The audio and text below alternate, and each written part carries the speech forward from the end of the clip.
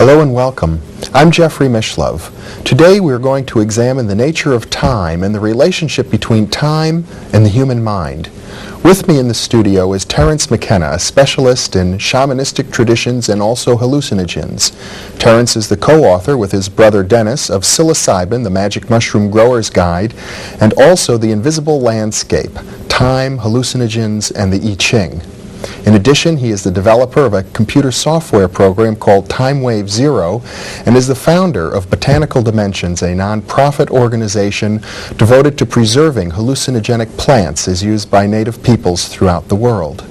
Welcome, Terence. It's a pleasure to be here. It's a pleasure to be with you again.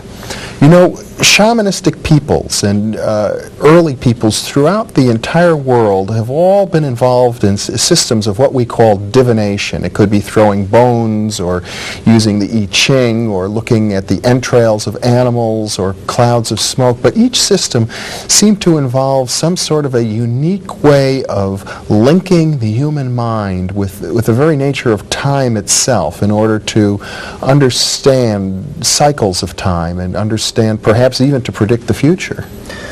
Yes, well, it's certainly true that pre-literate and Aboriginal peoples have had an obsession with time. However, it's an obsession shared by the historical societies as well. Time seems to be the dimension about which we have the greatest anxiety, perhaps because it's the dimension into which we see with the least clarity. Numerous peoples throughout the world have dealt with this lack of clarity as far as time is concerned by developing various methods of divination or sortilege, as it's called. The Maya to this day practice sortilege of a very complicated sort in the highlands of Guatemala. African peoples have complex divinatory systems. And we don't have to even mention the enormous sales of the I Ching and tarot decks and astrology products here in the United States. Yes, the I Ching is the divinatory system ni plus ultra. It seems to very early have captured the imagination of Western Orientalists James Legge and Richard Wilhelm. Their translations made it available to the Western world, and the psychologist Carl Jung, in inventing and discussing the phenomenon that he called synchronicity, popularized the I Ching by using it as an example of this particular phenomenon. And I know in the literature today, especially in transpersonal psychology, there are many psychotherapists who use the I Ching as a regular part of their practice, and parapsychologists have found striking evidence that the coincidences of tossing the coins in the I Ching do have psychological validity.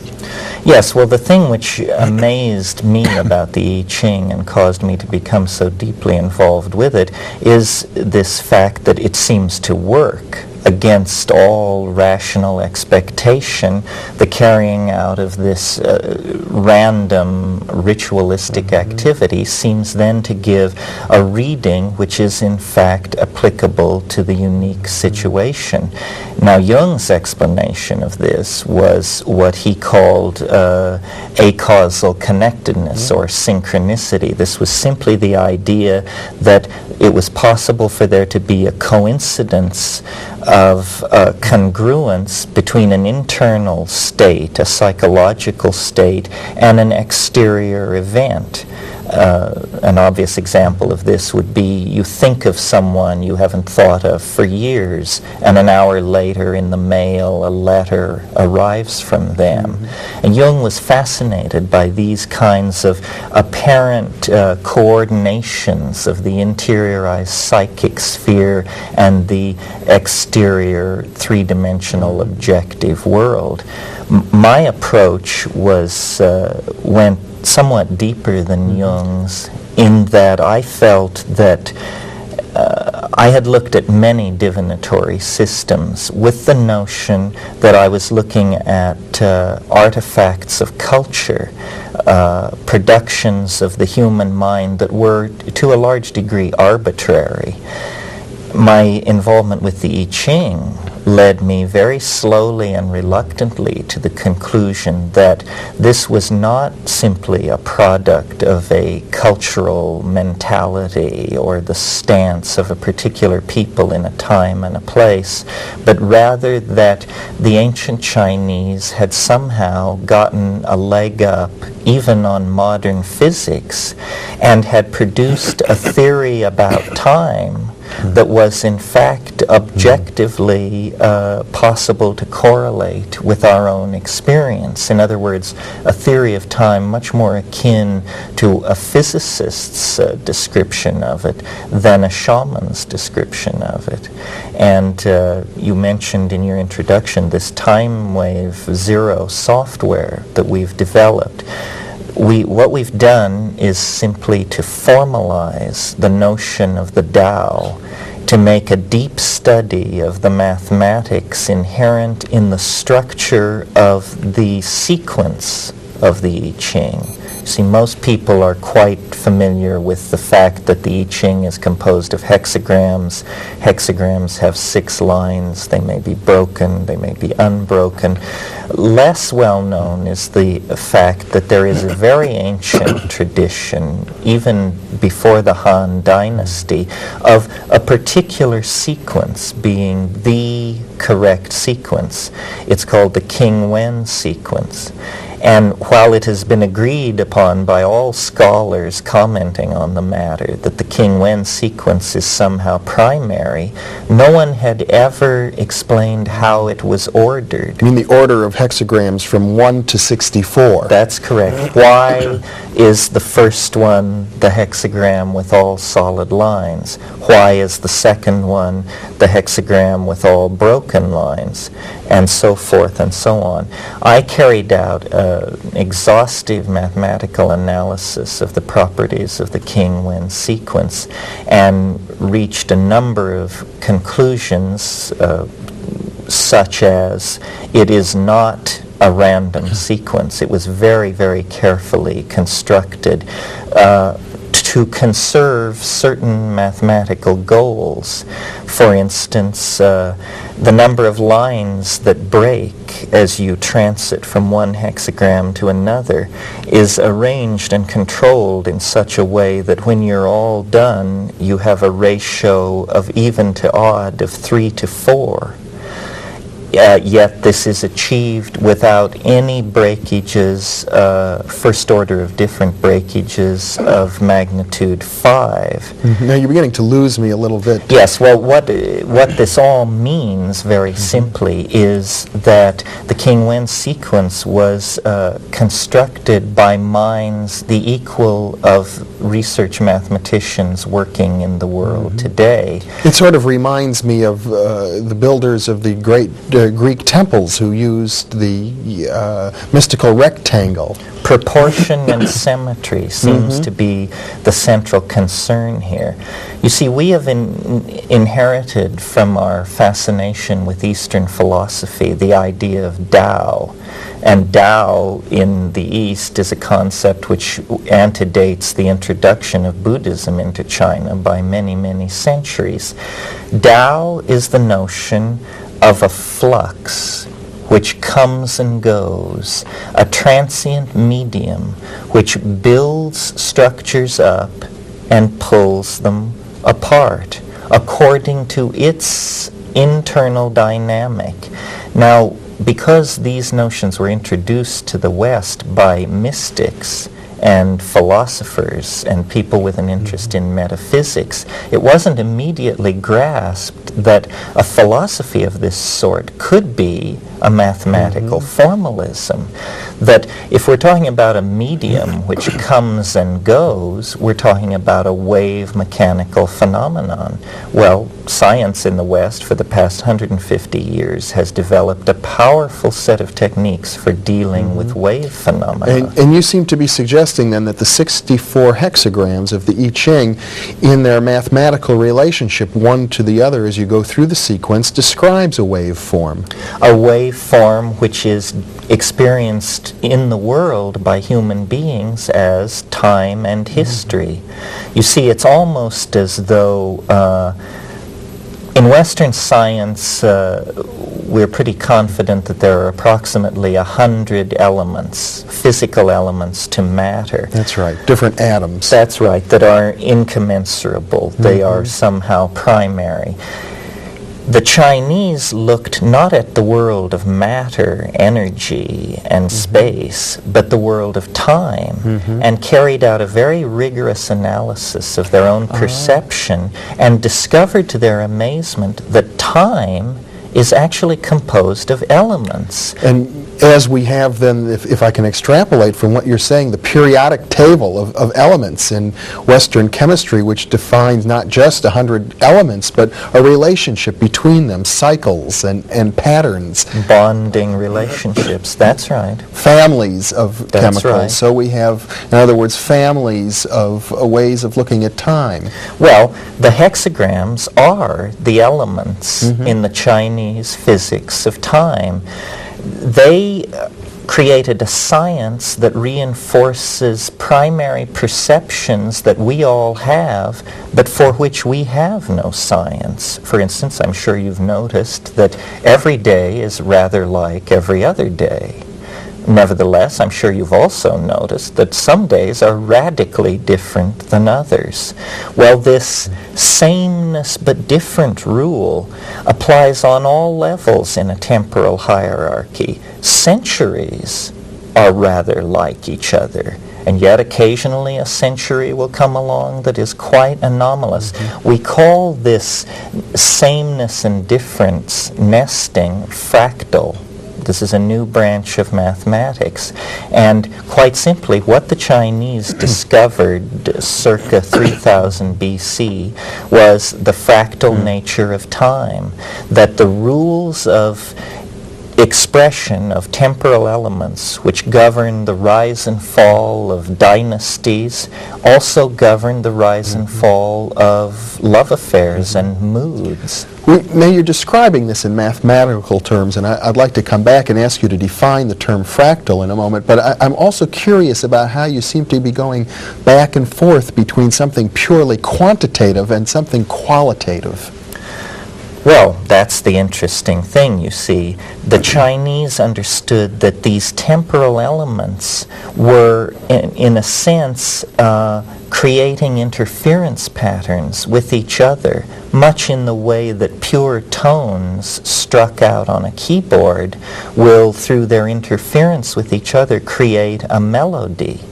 So that, for instance, if I find myself sitting in Hadrian's hamburger joint enjoying a burger, by this theory, there would actually be a relationship between that act and the Emperor Hadrian's campaigns in Britain before the fall of the Roman Empire. This is the amazing thing which James Joyce used and understood in the construction of his literary works, that a man leaving his home in Dublin on a day in 1905 to buy kidneys to fry for breakfast is in some mysterious way actually repeating the peregrinations of the hero Odysseus around the Mediterranean in his campaign to destroy Troy and return to his faithful wife. Allegory is what we're talking about, but allegory has never been taken seriously by science. Analogical reasoning is definitely déclassé in the better laboratories.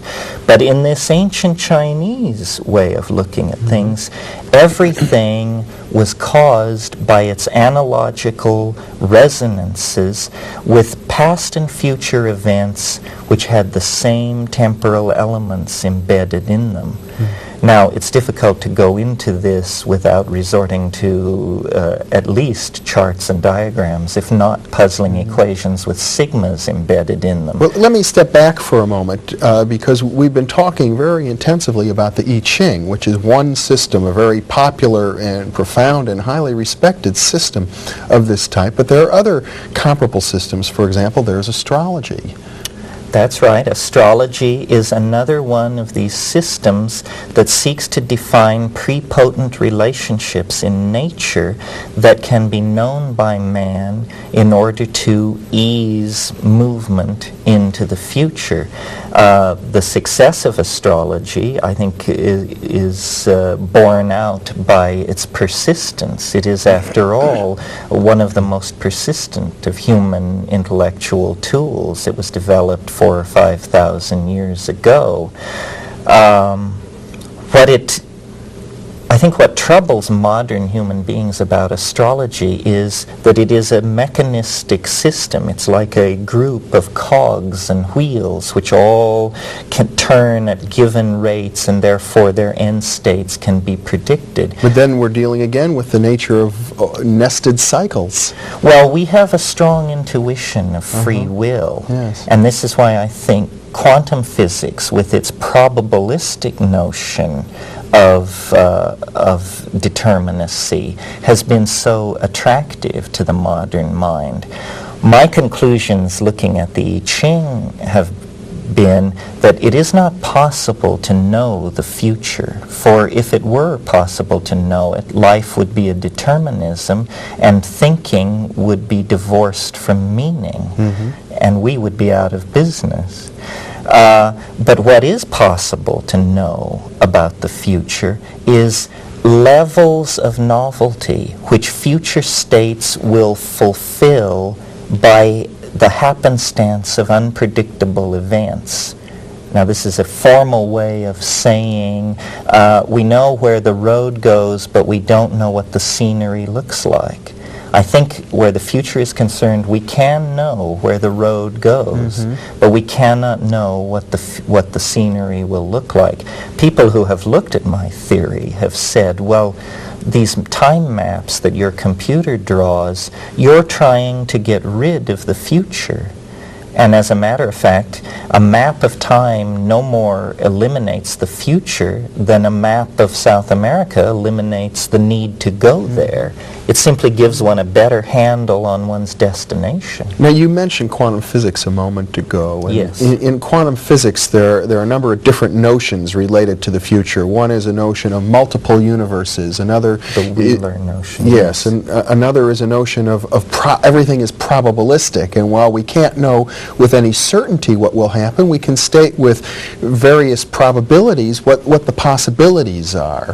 How does this relate to your view of the time in the future? Well, I think that at the macrophysical level, things are rather rigidly determined, with the exception of living organisms. So my interpretation of what biology is and how it relates to quantum physics and time is really biological systems are amplifiers of quantum mechanical indeterminacy. Yes. They are a way of taking the smidgen of indeterminacy that exists at the microphysical level and coaxing it into a kind of macrophysical cascade, which is life, consciousness, and self-reflection. And you see this described in the I Ching. Yes, I think the I Ching is an abstract modeling system for breaking this down to its simplest elements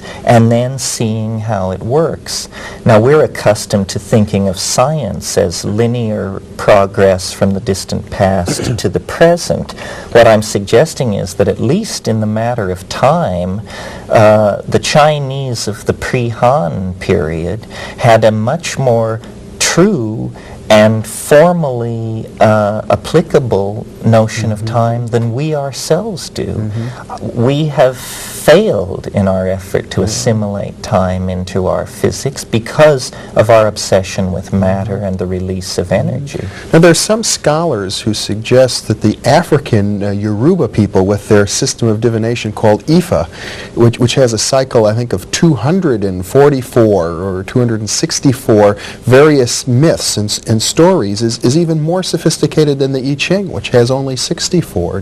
Have you looked into that? I have looked into it. What makes the I Ching so powerful in my mind is that it appears to be an exact analogy to the mechanism of DNA. Oh. There are 64 codons, which code for amino acids in DNA. There are 64 hexagrams. There are 8 primary hexagrams. There are 8 indispensable amino acids. I felt that really the I Ching is like mankind's best shot at this because it has this reflection in the biological matrix out of which consciousness emerged. In other words, the various ancient divination systems may all reflect a striving of human beings towards this intuitive understanding of the cyclical nature of time and the relationship between mind and the flow of time, and yet the I Ching may have just sort of hit the nail on the head better than the others. Well, it's like looking at a 17th century description of the motion of the planets or a 20th century description. These are basically refinements. But yes, I think that the I Ching represents a primary perception of the organization of mind, time, and matter. And I'll even tell you how I think they got a leg up. I think basically there is a tradition in Central Asia of the so-called stilling the heart techniques vis-a-vis yoga. These are techniques where vital functions are suppressed. Breathing becomes very minimal. All exterior inputs are suspended. And eventually, I think the Chinese sages who practiced this form of meditation noticed a flux at the center of the stillness, which they called Tao, and which they set out to phenomenologically describe, not knowing whether it was physics, organism, or deity. And they did not prejudge this question. They simply gave a phenomenological description of the transcendental flux that they encountered in states of deep yogic ecstasy. And lo and behold, it turns out that this is the perfect technique for studying time. Time is not a phenomenon where you build machines with 8-kilometer diameters that cost trillions of dollars.